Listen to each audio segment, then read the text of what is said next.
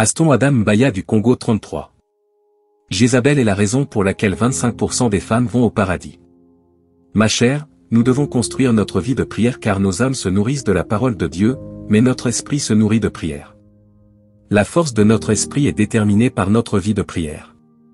Souvent, les satanistes sont forts parce qu'ils sont dévoués en termes d'abstinence, de restriction et de sacrifice. Dans la mesure où notre sacrifice est notre corps, nous devons prier jusqu'au point où le corps est brutalisé et ressent de la douleur.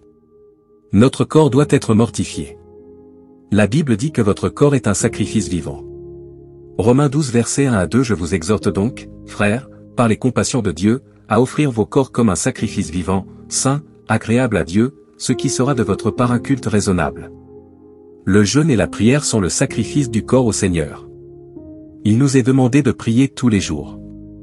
Selon la loi spirituelle, un chrétien est censé prier 4 heures par jour. Plusieurs personnes m'appellent au téléphone pour remettre en question ce témoignage sur les chambres de l'enfer. Nous avons tous un rendez-vous, qui est la mort.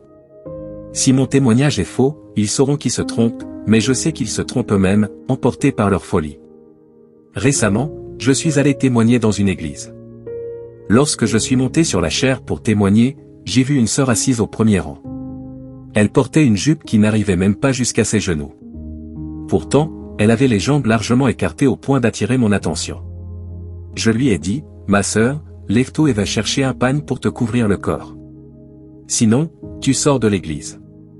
Le pasteur était stupéfait de me voir parler de cette façon dans son église. J'ai dit, l'église n'appartient pas à un homme. Elle appartient à Jésus-Christ. Je ne cesse de dire que le paradis et l'enfer sont réels. Vous ne pouvez pas aller au paradis si vous êtes attaché aux propriétés du diable. Vous devez vous séparer de tout ce qui appartient au diable. Nous sommes appelés à nous séparer du monde. Si vous vivez pour Jésus, vous vous dirigez vers le paradis. Lorsque vous suivez Satan, vous le rejoindrez dans les temps de feu et de soufre car le diable ne veut pas y aller seul. À notre époque, quand on regarde les membres des églises, on voit que les femmes sont majoritaires et les hommes minoritaires. Mais j'ai vu que les hommes étaient majoritaires au paradis et que les femmes étaient minoritaires. Il y a beaucoup de femmes dans les églises aujourd'hui mais peu d'hommes, mais j'ai vu très peu de femmes au paradis. Pourtant, peu d'hommes viennent à l'église mais ils sont majoritaires au paradis. Parmi les âmes que j'ai vues au paradis, 25% sont des femmes et 75% sont des hommes. Il est devenu plus difficile pour les femmes de franchir l'ancienne porte du royaume des cieux.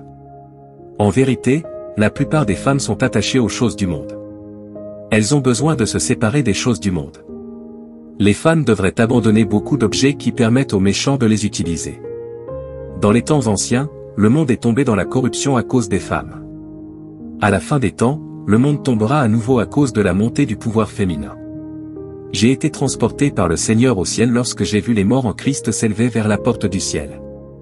Mais les démons revendiquent les âmes des hommes et des femmes qui n'ont pas réussi à se séparer du monde et à affronter le péché non résolu.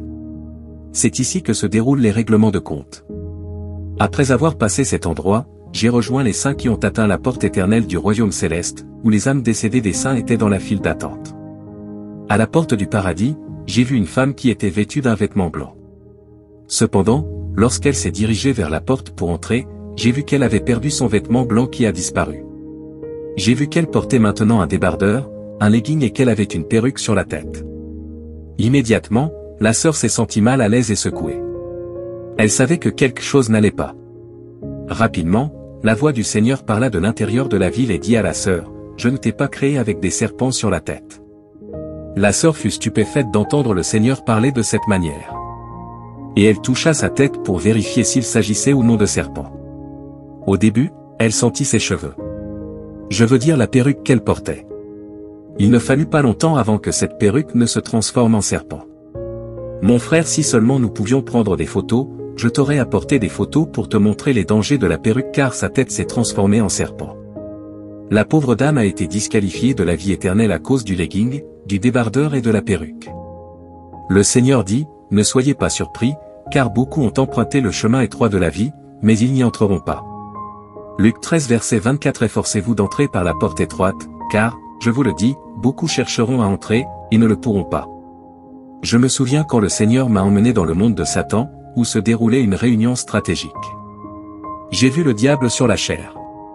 Il y avait des démons supérieurs comme la princesse Jézabel. J'ai vu dans cette réunion la princesse Jézabel avec ses cheveux qui étaient des serpents. Car elle est la mère des perruques, des tissages et des faux cheveux que portent les femmes sur la terre. Lors de ce rassemblement stratégique, Lucifer a déclaré au public, « Je veux que toutes les femmes du monde nous ressemblent. » Aussitôt, la princesse Jézabel se leva de son trône et commença à revendiquer les femmes du monde.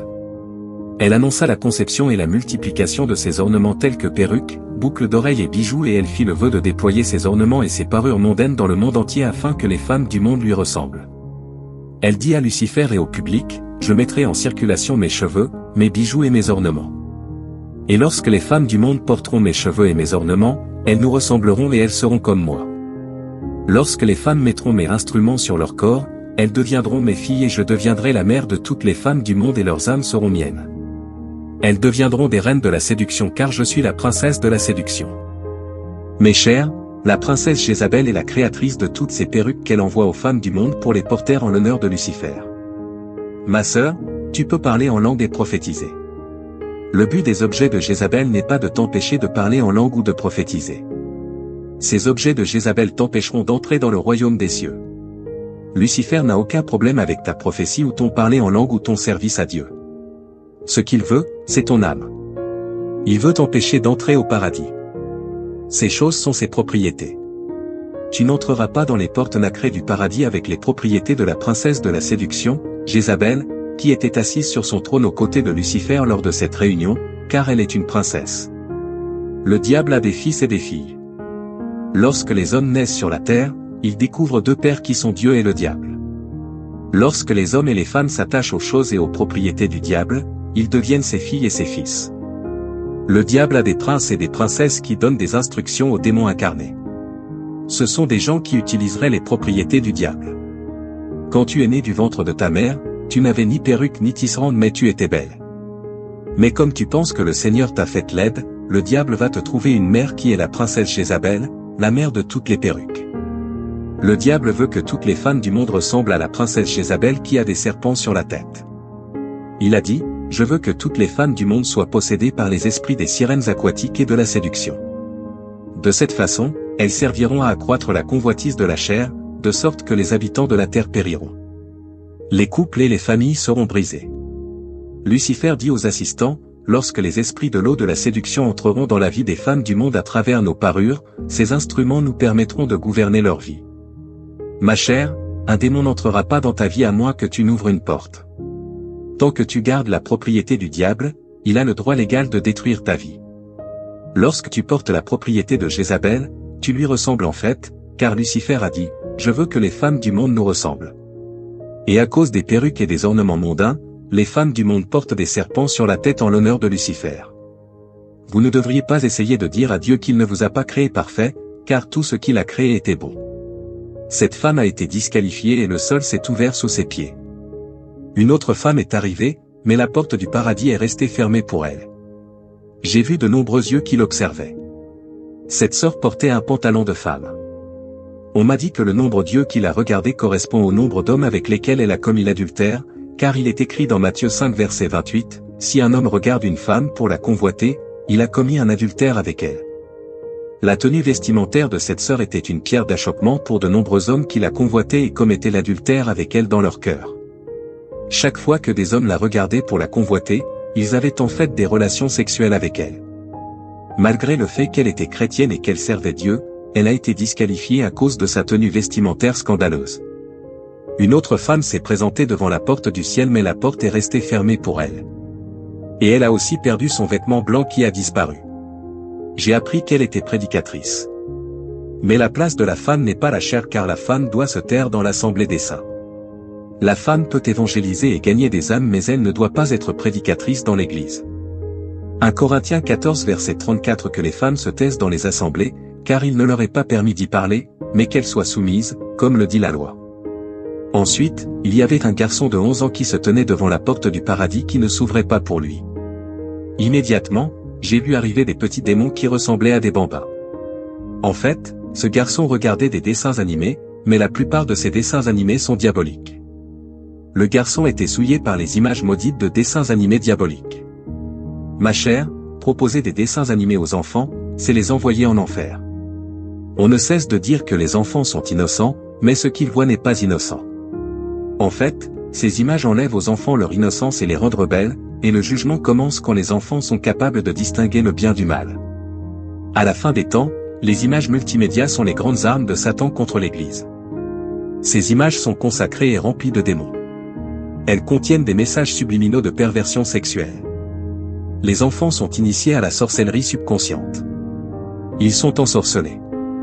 Ce garçon a dit, « J'ai servi Dieu toute ma vie parce que je connaissais l'Église et le Seigneur depuis que je suis petit. » Mais le garçon a été disqualifié à cause de caricatures diaboliques qu'il avait souillées. Puis j'ai vu un pasteur qui était le suivant dans la file d'attente. Lorsqu'il se tenait devant la porte éternelle du paradis, elle ne s'est pas ouverte pour lui. Le pasteur portait un sac dans lequel se trouvaient des strings féminins, qui sont des sous-vêtements féminins démoniaques de la reine de la séduction. Les strings sont diaboliques et attirent les maris spirituels. Le Seigneur a dit, les femmes portaient des strings dans son église et il le voyait de temps en temps, car chaque mouvement de leur corps rendait le string visible, mais il ne prêche jamais contre les tenues indécentes. Et ce sous-vêtement maléfique était à l'intérieur du sac de ce pasteur. Il y avait aussi des pantalons pour femmes. Ce pasteur prêchait qu'il y avait des pantalons pour hommes et il y avait aussi des pantalons pour femmes. Pourtant, les pantalons sont des vêtements pour hommes. Deutéronome 22 verset 5. Une femme ne portera point un vêtement d'homme, et un homme ne mettra pas un vêtement de femme, car tous ceux qui font cela sont en abomination à l'Éternel, ton Dieu. Le pantalon pour femme est né suite à une rébellion féminine en France. Une Française est sortie en pantalon lors d'une rébellion, mais la loi du pays interdit aux femmes de porter des pantalons car ce sont des vêtements d'hommes. C'est au début de l'année 2013 que le gouvernement français a aboli la loi interdisant aux femmes de porter des pantalons. En 2013, un règlement obligeant les femmes à Paris, en France, a demandé la permission aux autorités de la ville avant de s'habiller en homme, y compris de porter un pantalon à l'exception de celles qui tiennent un guidon de vélo ou les rênes d'un cheval a été déclaré officiellement abrogé par la ministre française des droits des femmes. Vous pouvez lire cela sur Google en recherchant « Les Parisiennes enfin autorisées à porter des pantalons ». Ce pasteur a été disqualifié. Il a pleuré et a dit « Seigneur, j'étais ton serviteur. » La voix du Seigneur dit « Mon serviteur est celui qui fait ma volonté. » Il dit « Seigneur, j'ai prêché ta parole. » Le Seigneur dit « Beaucoup font cela, mais ils ne sont pas mes serviteurs. Seuls ceux qui font ma volonté sont mes serviteurs. Vous avez détourné mon peuple au lieu de leur enseigner ma parole. Vous les avez enseignés par la puissance de vos propres paroles. Beaucoup de ses membres iront en enfer à cause de leur confiance dans la parole du pasteur au lieu d'étudier la Bible pour vérifier si leurs dirigeants sont dans la saine doctrine ou non. Les paroles des gens sont des mensonges. Seules les paroles de Dieu sont vraies.